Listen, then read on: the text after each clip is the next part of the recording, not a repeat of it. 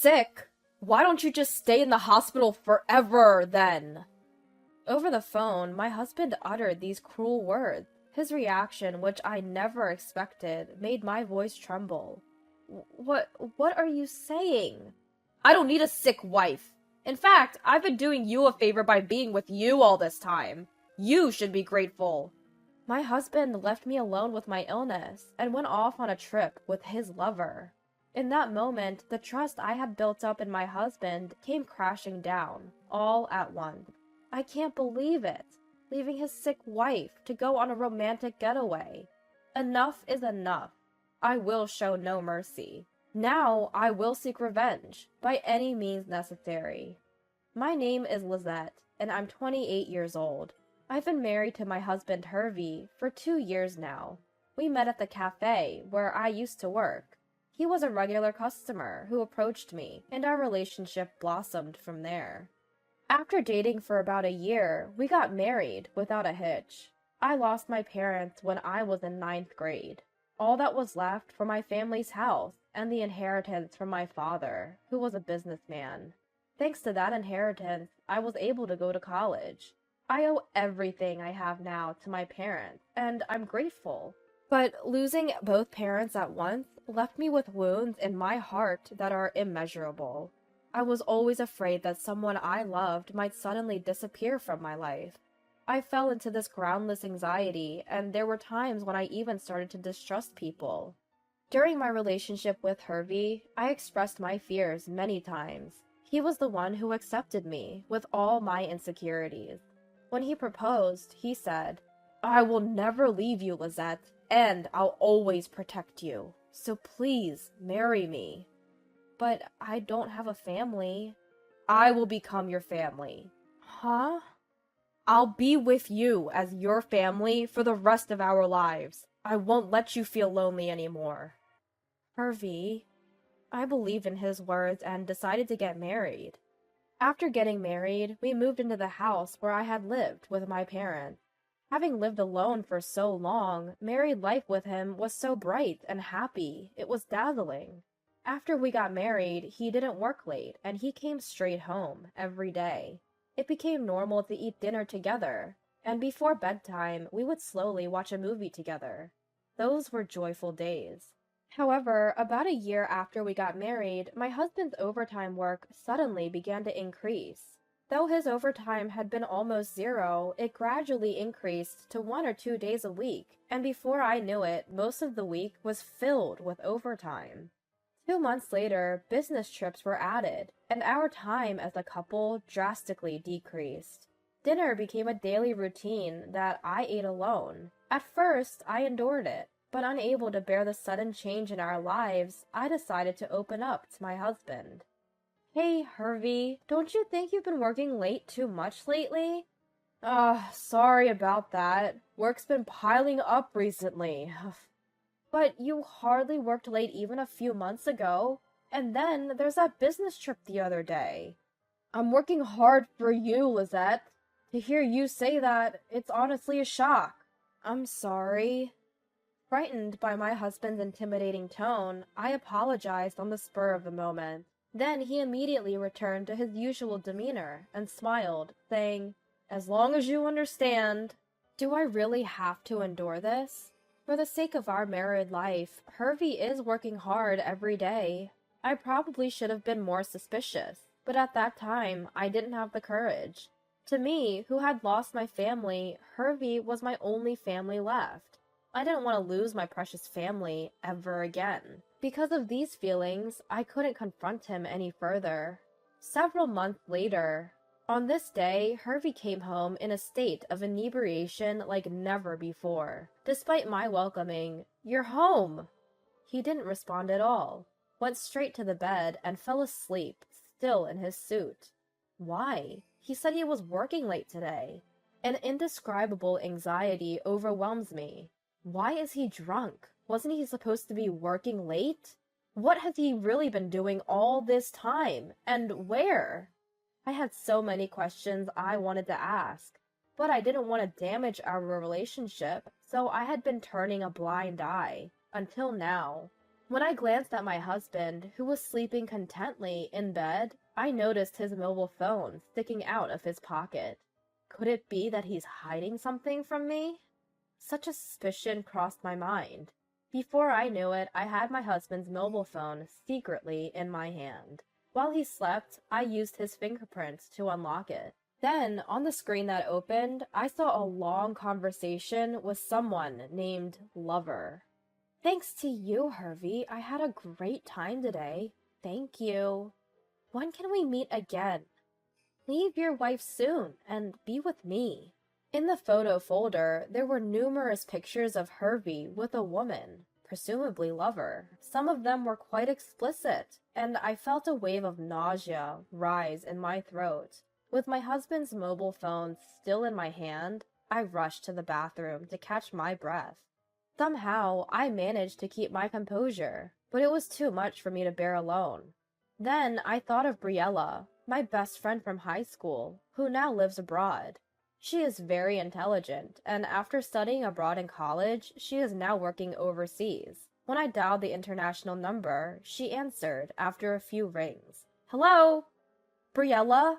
What should I do? I don't think I can handle this anymore.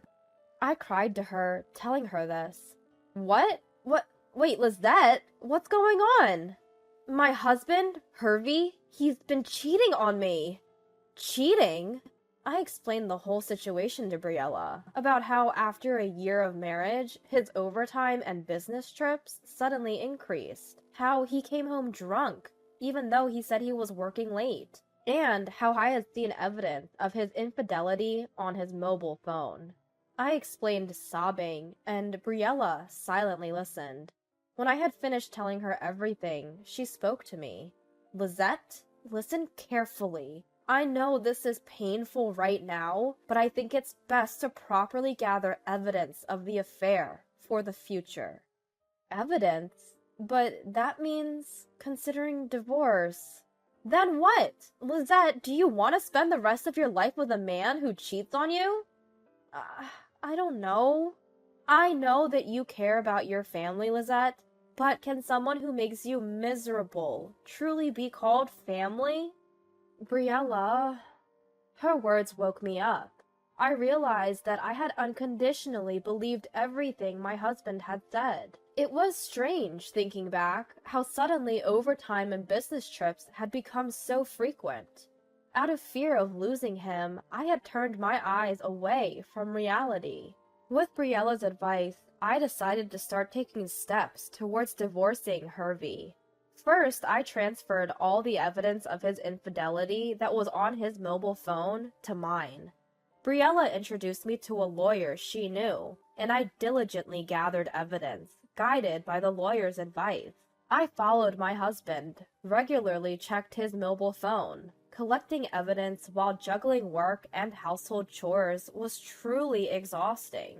I even cut back on sleep, so my body was on the brink, and I collapsed several times. After all that effort, within a few months, I had gathered a significant amount of evidence of infidelity. With all this, I should definitely be able to divorce him advantageously. Finally, all my hard work seemed to be paying off. But just when I thought that, I collapsed at work and was rushed to the hospital. I thought it was just exhaustion, but the examination revealed a certain illness. I had to be hospitalized immediately. I had gathered the evidence and it was just the right time, but still there was nothing to be done about the illness. I called my husband to tell him about it. Hervey, can you talk for a moment? What? Didn't I tell you I'm on a business trip for a while starting today? Actually, I collapsed at work. I need to be hospitalized for a bit. Huh? So? What do you mean, so? Is that all you have to say? You're going to be in the hospital, right? You'll be safe there.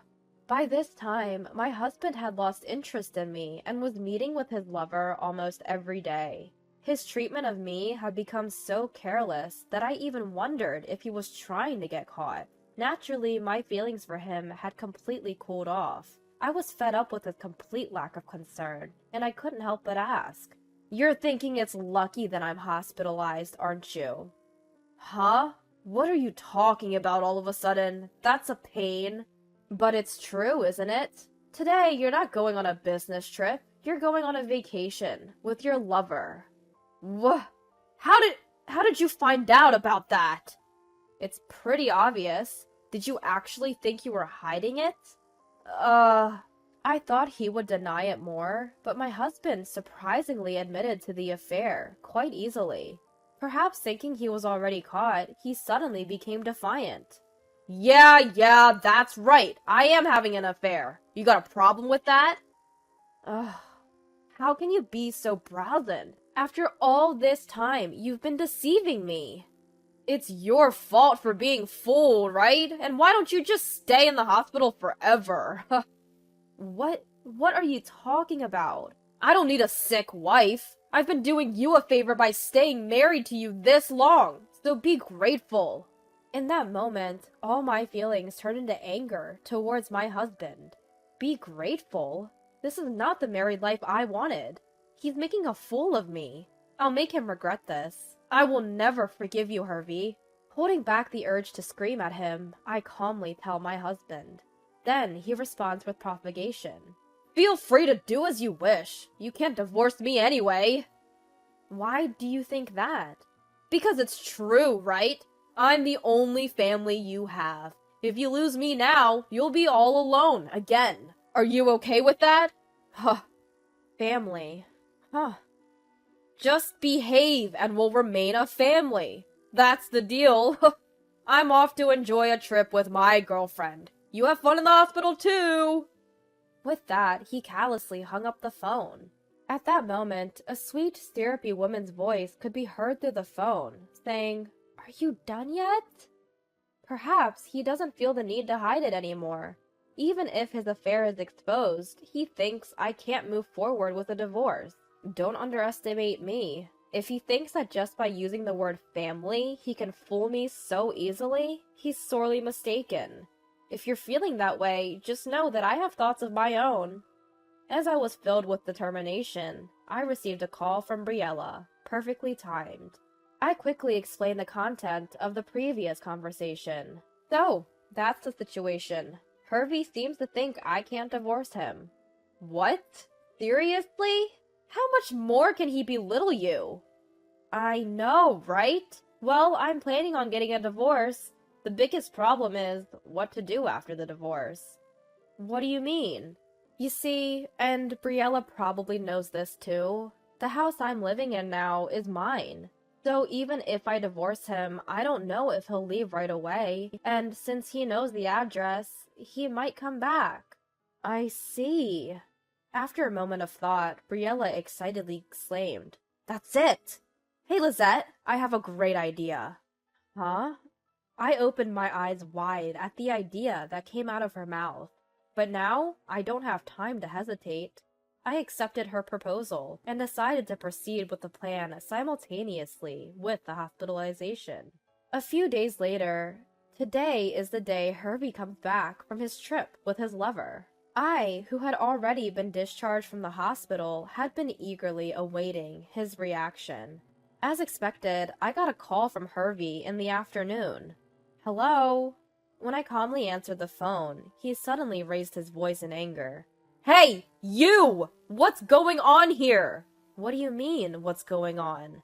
Inside the house! Everything is gone except for my personal belongings, isn't it? Yes, that's right. Is there a problem with that? What? Where did you take all the furniture and appliances? You didn't sell them to get back at me, did you? Of course not, silly. I moved them to my new place. What? A new place? The word new place seemed to surprise him quite a bit.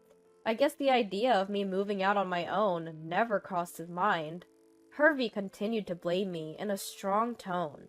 Don't mess with me! You can't just move out on your own! We need to talk first. Tell me the address. Huh? No thanks. What do you mean? Are you saying it's fine if I don't come back? Yes, it's fine. What?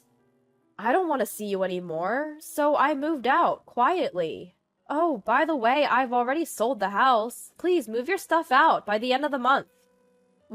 What are you saying? You still don't get it? I'm saying let's get divorced. Finally, I laid the divorce on him.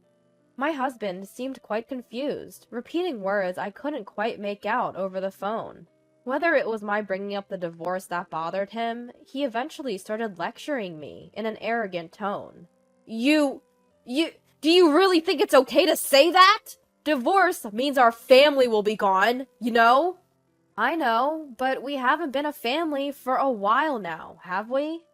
Don't mess with me. I've always been with you as a family, as a husband.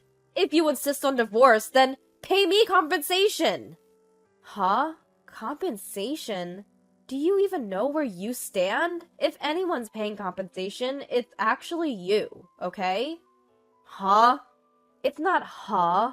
Just so you know, I have more than enough evidence of your affairs. Of course, I'll demand as much compensation as possible from your lover, too. My husband's voice suddenly became very small over the phone, and I could feel his panic. Realizing that he was the one who would be demanded to pay compensation, he quickly changed his attitude and began to plead. Wait, please, I was wrong. Yes? I'll break up with her. I'll start over with you as husband and wife. So, please, just spare me the compensation. My husband is pitifully begging, repeatedly saying, forgive me. With each plea, my feelings for him cooled further, eventually turning into irritation. As if to completely sever my attachment to my husband, I shouted out loud. Enough! You've cheated on me over and over, making a fool of me, and now you say forgive me? Don't kid yourself. I no longer think of you as family. You're the worst kind of man, cheating on your sick wife. I refuse you from my end. Ugh, Lizette, please, listen to me. You don't want to be alone either, do you? I don't care about your story. Your excuses are worthless. I won't cling to you anymore. I don't need a family like you. Just go to hell with your mistress. I hung up the phone unilaterally and blocked his contact. Afterward, I left all dealings with him to the lawyer I had previously hired. At first, my husband was reluctant to agree to a divorce, but frightened by the lawyer's words, divorce mediation and divorce trial, he finally agreed to divorce quietly. I continued to demand compensation in a lump sum from both him and his lover. Perhaps because he had told her, it'll never be found out. His lover became furious upon being asked for compensation. She paid me the compensation and immediately ended her relationship with Hervey. Being his junior colleague at the company, the whole office was abuzz with talk of my ex-husband's affair. He couldn't stand it any longer, so he voluntarily resigned from the company. Only debts remained for Hervey. Even when he asked his parents for assistance, they coldly cut ties with him. Now, he can't find a new full-time job, and he's desperately juggling several part-time jobs, struggling to pay off his debts every day. On the other hand, I've turned over a new leaf and started a new life. Since my ex-husband knew about the cafe where I used to work, I requested a transfer, and am now working at a different location. I can't thank Briella enough for suggesting this to me. She'll be returning home temporarily soon, so I plan to thank her in person then. I'm done being trapped by the word family. From now on, I want to cherish the people who care for me, just as they cherish me.